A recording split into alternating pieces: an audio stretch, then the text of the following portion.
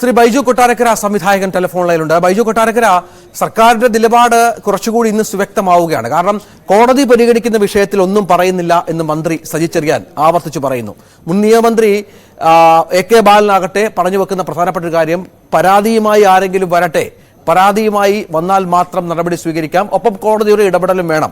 അത് രണ്ടും കൂടി ചേർന്നാൽ മാത്രമേ ഇനി സർക്കാരിന് എന്തെങ്കിലും ചെയ്യാനാവൂ എന്നാണ്. ഇന്നലെ കോടതി കേസെടുത്തുകൂടെ എന്ന് ചോദിച്ച പശ്ചാത്തലത്തിൽ കൂടിയാണ് ഈ പ്രതികരണങ്ങൾ എന്നതുകൂടി ചേർത്ത് വായിക്കണം. വളരെ വ്യക്തമായി അറിയാം, സർക്കാരിന് ഇത് പുറത്തുവിടാൻ യാതൊരു ഉദ്ദേശവുമില്ല, താല്പര്യവുമില്ല.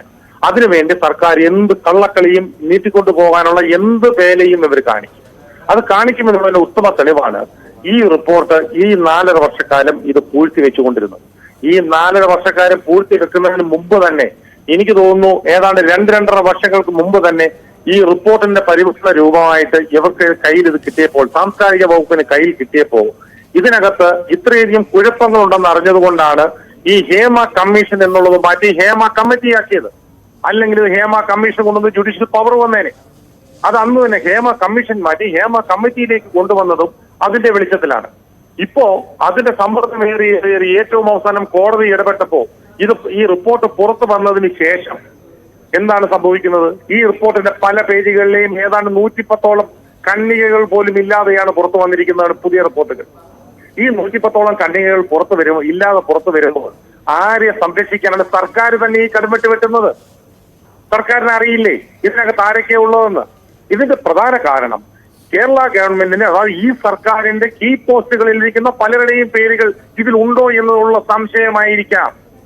ഉണ്ടെങ്കിൽ സർക്കാരിന് നാണക്കേടുണ്ടാക്കാം. ഇന്നലെ മന്ത്രി സജി ചെറിയാൻ പറഞ്ഞ നമുക്ക് എല്ലാവർക്കും അറിയാമല്ലോ. ഇന്നലെ സജി ചെറിയാൻ എന്താ പറഞ്ഞത്? പ്രമുഖരും പണമുള്ളവരെയൊക്കെ അവർക്ക് ചില പവർ ഉണ്ടാകും എന്നാണ് പറഞ്ഞത്. നാണമുണ്ടോ ഇങ്ങനെ ഒരു മന്ത്രിക്ക് പറയാൻ? ഒരു കമ്മ്യൂണിസ്റ്റ് മന്ത്രിക്ക് ഇങ്ങനെ ഒരു കാര്യം പറയാൻ നാണമുണ്ടോ എന്നാണ് എന്റെ ചോദ്യം.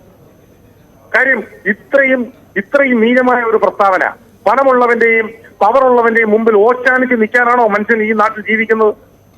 എന്തൊരു സംസാരമാണ് ഈ ഇദ്ദേഹത്തെ പോലൊരു മന്ത്രി സംസാരിക്കുന്നത്? ഇതൊന്നും ശരിയല്ല, നമ്മുടെ നാട്ടിലിത് ശരിയല്ല എന്നുള്ള ഒരു പ്രവണതക്കാരാണ് ഞാൻ. ഇനി ഇതൊന്നുമല്ല, ഇതെല്ലാം കഴിഞ്ഞ് ഒരു കോൺക്ലേവ് ഉണ്ടാക്കാൻ പോകുന്നു. നമ്മളൊക്കെ കൊടുക്കുന്ന നികുതി കാശ് മുടക്കി 1,05,06,000 രൂപ മുടക്കി ഹേമ കമ്മിറ്റി റിപ്പോർട്ട് ഉണ്ടാക്കിയിട്ട് അതിനകത്ത് വേട്ടക്കാരെ സംരക്ഷിച്ചുകൊണ്ട് അടുത്ത കോൺക്ലേവിന് പോവാണ്. ഈ വേട്ടക്കാരനെ വിളിച്ചിരുത്തിയാണ് കോൺക്ലേവ് ഉണ്ടാക്കുന്നത്. ആ കോൺക്ലേവ് ഉണ്ടാക്കുമ്പോ എന്നിട്ട് അതിനകത്ത് ഞങ്ങൾ നിയമപരീക്ഷ ഉണ്ടാക്കും. എന്ത് നിയമപരീക്ഷ ഉണ്ടാക്കുന്നത്? ഒരു ചുക്കും ചെയ്യുന്നില്ല സർക്കാർ, ഉറപ്പാണ്. ഇത് ആളുകളുടെ കണ്ണിൽ പൊടിയിടാനാണ്. എന്ത് വില കൊടുത്തിട്ട് ഈ കോൺക്ലേവിനെ ഞങ്ങളൊക്കെ എതിർക്കും. ഇനി ആരുമില്ലെങ്കിലും ഞാൻ ഒറ്റയ്ക്കാണെങ്കിലും ശരി ഈ കോൺക്ലേവിനെ എതിർത്തിരിക്കും, യാതൊരു സംശയവുമില്ല. ബൈജു കൊട്ടാരക്കര, ഇവിടെ ഒരു പ്രധാനപ്പെട്ട കാര്യം, അതായത് ഇപ്പോൾ നേരത്തെ സംസാരിച്ചവരൊക്കെ പറഞ്ഞൊരു കാര്യമുണ്ട്. അതായത് അല്ലാതെ തന്നെ ഈ ഹേമ കമ്മീഷന്റെ മുന്നിൽ മൊഴി കൊടുത്തതിന് ശേഷം കരിയർ നഷ്ടപ്പെട്ട നിരവധി ആളുകളുണ്ട്. മാനസികമായി ഒരുപാട് തരത്തിൽ പീഡിപ്പിക്കപ്പെടുന്ന നിരവധി ആളുകളുണ്ട്. അവരോടാണ് വീണ്ടും വീണ്ടും സർക്കാർ ആവശ്യപ്പെടുന്നത്, നിങ്ങൾ കേസുമായി വരൂ, പോലീസിലൊരു കേസ് നൽകൂ, അതിനുശേഷം ഞങ്ങൾ അന്വേഷിക്കാം, തുടർ നടപടി എടുക്കാമെന്ന് പറയുന്നത്. അങ്ങനെ തയ്യാറാകുന്നവർ ഉണ്ടാവാനുള്ള സാധ്യത വളരെ വിരളമല്ലേ? പോക്സോ കേസിൽ കേസെടുക്കാൻ എന്താണ് നടപടിക്ക് കുഴപ്പം? പോക്സോ കേസിൽ മൊഴി മാത്രം പോരെ? ആ മൊഴി ഉണ്ടല്ലോ ഓൾറെഡി. ഒരു റിട്ടയർഡ് ജസ്റ്റിസിന്റെ മുമ്പിൽ നിന്ന് മൊഴി കൊടുത്താൽ, ഒരു കമ്മീഷന് മുമ്പിലല്ലേ മൊഴി കൊടുത്തത്, പിന്നല്ലേ കമ്മീഷൻ കമ്മിറ്റി ആയത്. ആ കമ്മീഷന് മൊഴി കൊടുത്തപ്പോ അത് കമ്മീഷനായിരുന്നു, അത് നിലനിൽക്കും. അപ്പൊ അതുകൊണ്ട് അങ്ങനെ മൊഴി കൊടുത്തെങ്കിൽ ഒരു പോക്സോ കേസ് എടുക്കാൻ എന്താണ് ഇത്ര ബുദ്ധിമുട്ട് എന്താണെന്നാണ് എനിക്ക് ചോദിക്കാവുള്ളൂ. ഞാൻ വലിയ വിദഗ്ധനൊന്നും അല്ല, പക്ഷേ നിയമം അറിയാവുന്ന ആളുകളുമായി സംസാരിച്ചപ്പോ ഇത് ഒരു പോക്സോ കേസിൽ മൊഴി കൊടുത്താൽ, ഒരു പെൺകുട്ടി മൊഴി കൊടുത്താൽ അതിന് കേസെടുക്കാൻ എന്താണ് ഇത്ര ബുദ്ധിമുട്ട്? അതേപോലെ തന്നെ ബാക്കിയുള്ള ക്രൂരകൃത്യങ്ങൾ ചെയ്തവർക്ക്, ഇപ്പൊ കഥകി മുട്ടി എന്ന് പറയുന്ന വലിയൊരു കേസായിട്ട് പരിഗണിക്കാൻ ചില പറ്റിയെന്ന് വരില്ല. പക്ഷേ അല്ലാത്ത ചില കാര്യങ്ങളുണ്ട്, പോക്സോ കേസ് ഉൾപ്പെടെ. അതിനൊക്കെ ആ കേസെടുക്കാൻ സർക്കാരിന് ഇത്ര ബുദ്ധിമുട്ട് എന്താണ്? അന്നേരം ഈ പ്രമുഖരുടെ പേരുകൾ പുറത്തു വരരുത്. ഇത് തന്നെയല്ലേ ഇവരുടെ ആവശ്യം. അപ്പൊ ഈ വേട്ടക്കാർക്കൊപ്പമാണ് പോലീസ് നിൽക്കുന്നത്, അല്ലെ സർക്കാരും പോലീസും നിൽക്കുന്നത്. ഇപ്പൊ AK ബാലൻ ഏറ്റവും അവസാനം പറയുന്നു, പോലീസ് അന്വേഷിച്ച് റിപ്പോർട്ട് കണ്ടെത്തട്ടെ.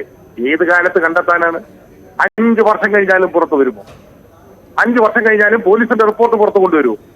എവിടെ വരാൻ? ഇത് തേച്ചുമായിട്ട് കളയാൻ വേണ്ടി ഇവർ അക്ഷീണം പ്രയത്നിക്കുന്നു, കൂടെ സർക്കാർ. അപ്പോ പണമുള്ളവരും പ്രമുഖരുമൊക്കെ സർക്കാരിന്റെ കൂടെ നിൽക്കുന്നു, സർക്കാർ അവരെ സംരക്ഷിക്കുകയും ചെയ്യുന്നു. എന്ത് വൃത്തികളും അവർക്ക് ഈ നാട്ടിൽ കാണിക്കാം. എന്ത് വൃത്തികേട് കാണിച്ചാലും ചോദിക്കാൻ ആരില്ല, ഈ സർക്കാർ കൂടെ ഉണ്ട് എന്നൊരു ധാരണ അവർക്ക് വരുത്തിയിരിക്കുന്നു. അതാണ് സംഭവിച്ചുകൊണ്ടിരിക്കുന്നത്. സിനിമയിൽ ഇന്നും ഇന്നലെ തുടങ്ങിയ കാര്യങ്ങളൊന്നുമല്ല, വർഷങ്ങളായി തുടങ്ങിയിട്ട് 5-6 വർഷങ്ങൾക്ക് മുമ്പ് മുതൽ ഞങ്ങളെല്ലാം ഇത് പറഞ്ഞുകൊണ്ടിരുന്ന കാര്യങ്ങളാണ്. 2-3 വർഷത്തിന് മുമ്പ് കോമ്പറ്റീഷൻ കമ്മീഷൻ ഓഫ് ഇന്ത്യയുടെ വിധി വന്നിരുന്നു. അന്ന് ഈ പറഞ്ഞതുപോലെ അമ്മയിലെ ഇപ്പോഴത്തെ പല അംഗങ്ങളുടെ പേരിലും പിഴ വന്നിരുന്നു. ഇതൊക്കെ ഈ നാട്ടിൽ സംഭവിച്ച കാര്യങ്ങൾ അറിയാം. ഇവരൊക്കെ ഈ പവർ കമ്മിറ്റിയിൽ ഉൾപ്പെട്ട ആളുകളാണ്. അപ്പൊ അതാണ് പറഞ്ഞത്, ഇത് ജനത്തിന് ഒരുമാതിരിപ്പെട്ട ആളുകളുടെ പേരുകൾ അറിയാം, ഞങ്ങൾക്കും അറിയാം. ഈ സൂചനകൾ വെച്ച് ഇത് പുറത്ത് സർക്കാർ വിട്ടില്ലെങ്കിൽ ഈ ഹേമ കമ്മിറ്റി റിപ്പോർട്ടിലുള്ള സൂചനകൾ വെച്ച് ഈ പേരുകളൊക്കെ ചിലപ്പോ ഞങ്ങൾ തന്നെ ഇത് പുറത്തു വിടും. കാര്യം ഇത് ഇങ്ങനെ വിടാൻ പറ്റിയ ഒരു കേസല്ല. ശരി, നന്ദി ബൈജു കൊട്ടാരക്കര. നമുക്ക് വളരെ പെട്ടെന്ന് തിരിച്ചു വരാം ഇടവേളയ്ക്ക് ശേഷം.